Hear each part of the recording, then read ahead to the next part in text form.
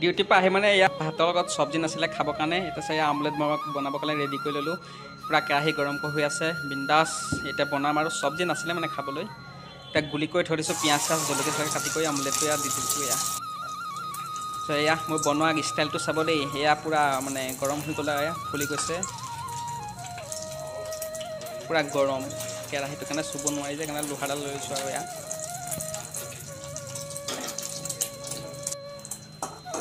অলপ পৰ ঢাকি দিছোঁ জুইটো অলপ কমাই দিলোঁ আৰু